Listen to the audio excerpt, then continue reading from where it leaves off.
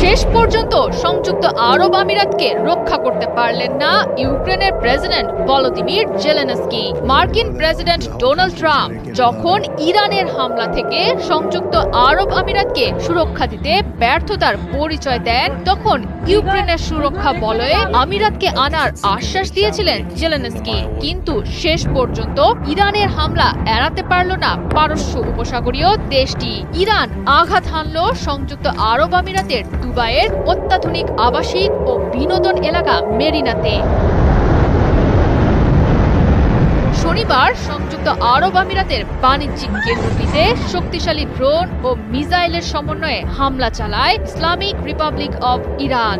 আমিরাতের তরফ থেকে হামলাটি প্রতিরোধের চেষ্টা করা হলেও হয়নি শেষ রক্ষা। মিসাইল ও ড্রোনের ধ্বংসাবশেষ আঘাত হানে দুবাই মেরিনার একটি ভবনে। টানা ৩৬ দিন ধরে চলা ইরান যুদ্ধে এর আগেও ইরানের হামলার শিকার হয়েছিল সংযুক্ত আরব আমিরাত। সে সময় হামলার পর আমিরাতের প্রতিরক্ষা মন্ত্রণালয় জানায়, রাজধানী আবুধাবিতে অবস্থিত দেশটির সবচেয়ে বড় প্রাকৃতিক গ্যাস প্রসেসিং কেন্দ্র হাফসান গ্যাস এলাকায় ইরানের আক্রমণে একজন নিহত সহ বেশ কয়েকজন আহত হয়েছেন। হামলার পর গ্যাস স্থাপনায় আগুন ধরে যাওয়ার পাশাপাশি ব্যাপক ক্ষয়ক্ষতির খবর নিশ্চিত করেছে সংশ্লিষ্ট মন্ত্রণালয়। ইরান প্রথমে আমেরিকার মিত্র পারস্য দেশগুলোয় থাকা মার্কিন সামরিক ক্ষেত্রগুলোতে হামলা চালাচ্ছিল।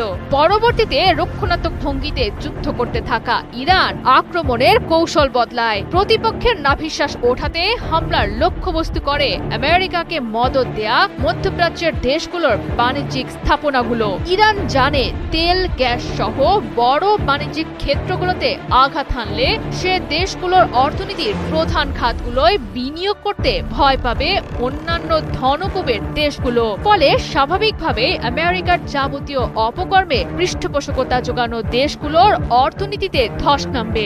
এর জেরে কমবে দীর্ঘ ৪৭ বছরের পুরনো শত্রু আমেরিকা এবং নিরীহ ফিলিস্তিনিদের উৎখাত করে নিজেদের রাষ্ট্র গড়ে তোলার স্বপ্নে বিভোর ইসরায়েলের যুদ্ধ পরিচালনার বাজেট। সামরিক ঘাঁটির বদলে বাণিজ্যিক ও বেসামরিক এলাকায় আঘাত হানলে আতঙ্কিত হবে সাধারণ মানুষ, ধস নামবে পর্যটন ব্যবসায়। ইরানের সর্বোচ্চ ধর্মীয় নেতা আয়াতুল্লাহ খামেনি নিহত হওয়ার পর আমেরিকা এবং এর মদতদাতাদের ওপর প্রতিশোধ নিতে মরিয়া হয়ে উঠেছে ইরান। খামেনি পুত্র মোজতবা খামেনির নেতৃত্বে পুরোদমে আক্রমণ চালিয়ে যাচ্ছে ইসলামিক রিপাবলিক অব ইরান। নিজেদের পূর্ণ সক্ষমতা দেখাতে কৌশলগত বার্তা আর হুঁশিয়ারি ছুড়ে দিচ্ছে মার্কিন এবং ইসরায়েলের ছত্রছায়ায় থাকা দেশগুলোর ওপর।